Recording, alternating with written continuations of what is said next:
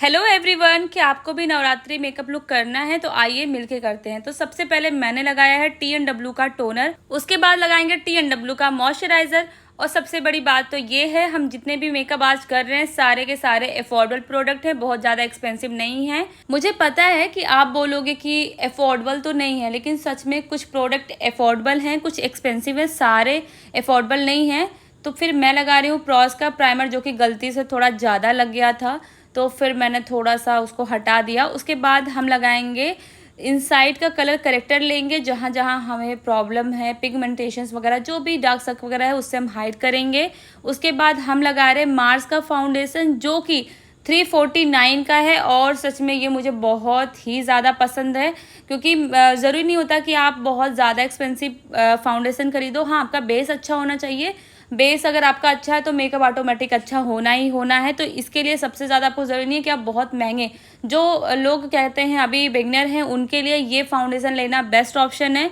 तो आप ये फाउंडेशन परचेज कर सकते हो, जो कि 349 का है। ज़रूरी नहीं होता कि आप जो ब्लशर लगा रहे हो बहुत ही ज़्यादा एक्सपेंसिव है, आप अफोर्डेबल भी लगा सकते हो। अगर नहीं है तो सबसे बड़ी बात यह है कि आपके पास लिपस्टिक तो होगा ही ना, तो आप उसको लगा लो, वो भी बेस्ट ऑप्शन है। वो छोटा सा हैक है, नहीं तो आप फिर एक परचेस कर ही लेना छोटा सा। फिर हम करेंगे कॉन्टूर फेस पे, जो कि स्विस ब्यूटी का है, बहुत ही ज़्यादा अफोर्डेबल, बहुत एक्सपेंसिव नहीं है। और मैं अधिकतर सारे भी मेकअप में मैंने यही कॉन्टूर स्टिक यूज़ किया है, बहुत ही ज़्यादा अच्छा है और बहुत ही सॉफ्टली ब्लेंड होता है। ये ना मतलब ड्राई नहीं हो जाता, सूख नहीं जाता कि जहाँ पे है वहीं पे जम गया, ऐसा नहीं है। तो इसलिए मुझे बहुत ही ज़्यादा पसंद है।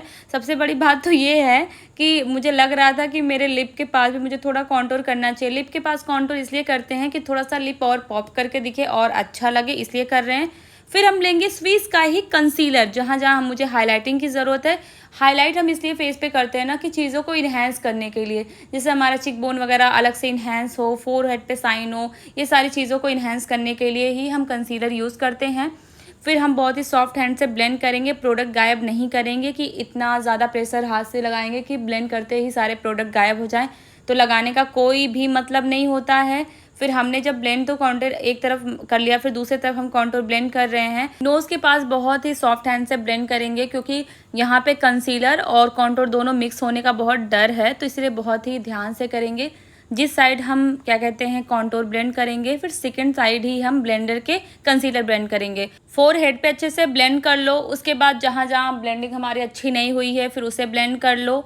उसके बाद एक लेंगे लूज़ पाउडर, आपके पास जो लूज़ पाउडर है आप वही उसी से करो, जरूरी नहीं होता कि आप एक्सपेंसिव अफोर्डेबल ढूंढो, जो आपके पास है आप उसी से कर लो।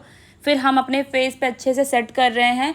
लूज़ पाउडर से सेट करना ज़्यादा अच्छा होता है, इनफैक्ट कॉम्पैक्ट भी ठीक है, बट लूज़ पाउडर से आपका बेस एकदम सेट हो जाता है, कहीं से भी आपका बेस हिलेगा नहीं, इसीलिए लूज़ पाउडर से सेट करना ज़्यादा बेस्ट ऑप्शन है। फिर हम लेंगे स्विस का कंसीलर आई बेस के लिए। और सबसे बड़ी बात तो ये है कि आपके पास जो भी कंसीलर हो आप उसी को लगाओ, ज़रूरी नहीं होता कि मैंने कंसीलर लगाया है स्विस ब्यूटी का, आप भी उसी का लगाओ। फिर हम करेंगे ब्लेंड, अच्छे से ब्लेंड करेंगे, क्योंकि आईज है, हमने लेंस भी लगाया है, तो बहुत ही केयरफुली ब्लेंड करेंगे। उसके बाद लूज़ पाउडर से हम सेट करेंगे। सबसे बड़ी गलती कि मैंने ब्रश पे ध्यान नहीं दिया था और इस पे भर भर के ब्लैक आई शेडो भर भर के लगा हुआ था, जिसके वजह से अब गलती तो हो ही गया, लेकिन अब कवर भी करना आपको आना चाहिए, तो आपको घबराना नहीं है कि अरे अब क्या होगा। उसके बाद बहुत ही सॉफ्ट हैंड से दूसरे भी आंखों में मैंने लगाया, फिर मैंने दूसरा ब्रश चेंज किया, उसे ब्लेंड कर रही हूँ। उसके बाद ब्राउन कलर लेके उसे स्मज कर रही हूँ और अच्छे बहुत सॉफ्ट हैंड से ब्लेंड कर रही हूँ कि थोड़ा सा ये कवर हो। और उसके बाद फिर ये ब्रश पे मत जाइएगा, ब्रश हल्का सा ये भी रेड था, तो मैंने इससे भी कवर किया है। और बहुत ही सॉफ्ट हैंड से करना है, क्योंकि लेंस आपने लगाया है, तो इस बात को बहुत ही ज़्यादा ध्यान दो। और सबसे ज़्यादा तो ये है कि अब देखो कवर हो गया, तो ज़रूरी नहीं है कि अगर आपसे गलती हो जाए तो आपको वो कवर करना नहीं आना चाहिए, आपको हर एक चीज़ अच्छे से कवर करना आना चाहिए। फिर मैंने लिया था, मुझे दिख रहा था कि थोड़ा सा सिल्वर में ये शेड दिख रहा था, बट मैंने लगाया, फिर मैंने ब्लू में शेड उठाया सिमर का, फिर मैंने इसको लगा दिया, ये थोड़ा अच्छा लग रहा था। और इसका मतलब ये नहीं है कि मुझे मेकअप नहीं आता, अगर आप गलती करते हो तो उसे कवर करना कैसे आना चाहिए, आप इससे ये सीखो। और ज़रूरी नहीं होता कि मेकअप अच्छा नहीं है, मेकअप करना नहीं आता, क्योंकि मैं बहुत ही अफोर्डेबल प्रोडक्ट से, तो मैं एक्सपेंसिव प्रोडक्ट से भी मेकअप करके दिखाऊंगी।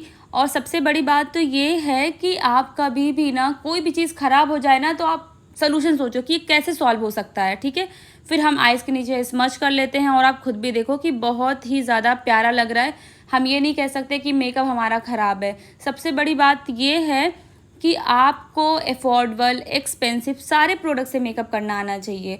और मेरा कहने का ये सेंस है कि आप ये मत सोचो कि अगर इन्होंने ये प्रोडक्ट यूज़ किया है तो मैं भी यही प्रोडक्ट यूज़ करूँ, ऐसा कुछ भी नहीं है, ठीक है। आपके पास जो है आप वो यूज़ करो। और पहली चीज़ तो ये है कि ज़रूरी नहीं होता कि हम बार बार आपको एक्सपेंसिव, बार बार हम अफोर्डेबल, हम मिक्स एंड मैच करके ही सारे प्रोडक्ट यूज़ करते हैं। और ये मेकअप आर्टिस्ट सारे, इनफैक्ट सारे मेकअप आर्टिस्ट यही करते हैं। कुछ प्रोडक्ट एक्सपेंसिव, कुछ अफोर्डेबल, यही यूज़ करके ही वो मेकअप करते हैं। मस्कारा लगाने के बाद हम लूज़ पाउडर लेंगे और पूरे फेस पे अच्छे से सेट कर देंगे। फिर हम लेंगे ब्लशर ये मेरा फॉरएवर 52 का है, जब सेल आया हुआ था जब ही मैंने लिया था। उसके बाद हम उसी पैलेट से ब्लशर लगाएंगे, उसी पैलेट से हमने हाइलाइटर लगाया है। बहुत सारे लोगों के साथ ये है कि उनको ग्लास स्किन मेकअप चाहिए, तो ग्लास स्किन मेकअप के लिए ब्यूटी ब्लेंडर पे मेकअप फिक्सर स्प्रे करो, उसके बाद सॉफ्ट हैंड से ब्लेंड करो। फिर हम करेंगे लिप लाइनिंग और उसके बाद हम लगा रहे हैं लिपस्टिक। और ये शेड मुझे बहुत ही ज़्यादा अच्छा लग रहा है, जो कि बहुत ही सस्ती लिपस्टिक है और ये बेक ब्यूटी की है, जो कि बहुत अच्छा है। अब गरबा में जाना है और 3 डॉट ना बनाओ, ये भला हो सकता है क्या? तो उसके लिए हमें चाहिए आई लाइनर, नेल टूल्स। उसके बाद हम उसी से अपने फोरहेड पे हम बनाएंगे, डॉट बनाएंगे। और सबसे पहले ना कि आप कभी भी ना फेस कलर मत यूज़ करना। फेस कलर जब हम यूज़ करते हैं ना तो वो क्या होता है ना, वो फैल जाता है। तो इसीलिए हमारे लिए ना बेस्ट ऑप्शन है आई लाइनर, ठीक है। और गलती से अगर आपका डॉट इधर उधर लग जाता है ना तो आप स्पूरी लो, स्क्रैच करो, उसे हटाओ, उसके बाद लगाओ। उसके बाद सच में बहुत ही ज़्यादा अच्छा लग जाता है। और यहाँ पे मैंने अप्लाई किया था फेस कलर, जो कि सच में बहुत ही ख़राब एक्सपीरियंस रहा है, क्योंकि मैं भूल गई थी आई के पास जब मैं बना रही थी ना तो वो नीचे फैल गया, ठीक है। तो मुझे बहुत ही ज़्यादा ध्यान देना पड़ा। और भाई मेकअप होने के बाद और थोड़ा स्टाइल ना मारो, ये हो सकता है क्या? और आपको कैसा लगा ये लुक?